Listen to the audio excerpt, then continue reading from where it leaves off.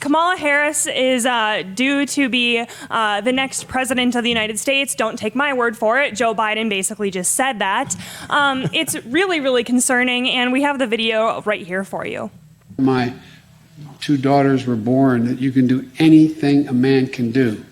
It's one thing for somebody to say that and keep pounding that in the head of their 5 granddaughters as well.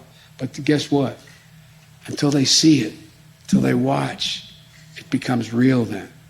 That's why, by the way, it happens to be in Asia for me right now, but that's why we have a female vice president of the United States of America we're going to have some presidents pretty soon. Yeah, that seems concerning to me. I know that maybe it actually was strategy on Biden's part to send her all the way to Asia because I think he's not supposed to walk downstairs in front of her. I think he also has a food taster. So I think he's actually taking some precautions. He's worried about a palace coup. Yeah, a palace coup. But again, I actually got another set of exclusive footage from the Biden administration. And here we actually see Kamala Harris and her cronies working on their master plan for takeover. Oh, right. The poison for Cusco. The poison chosen specially to kill Cusco. Cusco's poison. Fat poison? Yes, fat poison. Gotcha covered. Cusco, of course, being the Secret Service code name for Joe Biden. Yeah.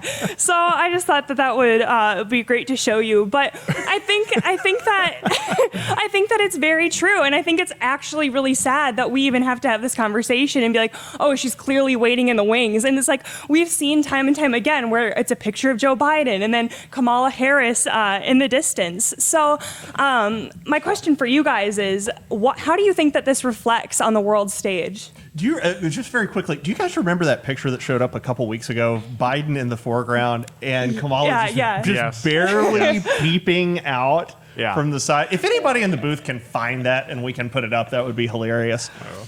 She's just behind a column, just kind of peeping out, like she's getting ready to hit him with a blowgun or something. Sorry, what was your question? It was just, how do you think that this reflects on the world stage? You know, when you have a president openly being like, oh, good thing I have a second in command.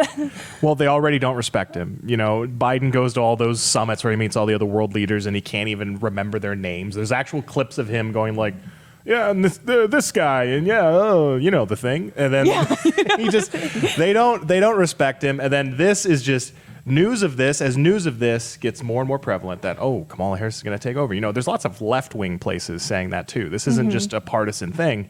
As that news spreads, the rest of the world is going to understand. Oh, this guy's not competent to be president. They're already bringing in his replacement. So yeah, that's, to me, it just further solidifies nobody respects our president. Yeah. I think you're 100% correct. And we've touched on this last time. I know I brought it up, but Kamala Harris's ratings have just gone completely in nosedive. Through the floor. They've tried blaming it on sexism, and that old hat trick failed. Women hate her too. Yeah, I can vouch on behalf of women. I'll be like, I don't really like her. Yeah. But the Washington Examiner just had a new article today, and they said that she has the lowest rating in 28 years, which is incredible. And now her positive rating is only at 37%. Yeah. Approval. Yeah. Wow. Interesting. 37%. I don't know. I'd like to believe I have a higher popularity rating in my own life, but we could trot out literally anyone and beat her if she really ran. could. Yeah. She not as bad as Hillary, but she's pretty darn close. And she might just end up being more unlikable if she has to, run a full campaign. So. Like Rosie O'Donnell is probably more likable than that. Oh, I would say so. Yeah. Andy Dick. Yeah. Probably more likable. Well, at least they can be kind of funny sometimes, and they're not just robotic. Have the horrible cackle. Corrupt. The corrupt. They are cackle. corrupt, but yeah. Yeah. I would even be willing to say, I think if I had to sit and talk to Hillary Clinton or Kamala Harris, I feel like I'd choose Hillary Clinton. Oh gosh, yeah. Because I just couldn't stand the dead look that Kamala Harris would give me with the condescending smile bobblehead look. Yes. Yeah. And I am not positive. Say whatever you want about Hillary Clinton. She is freaking smart.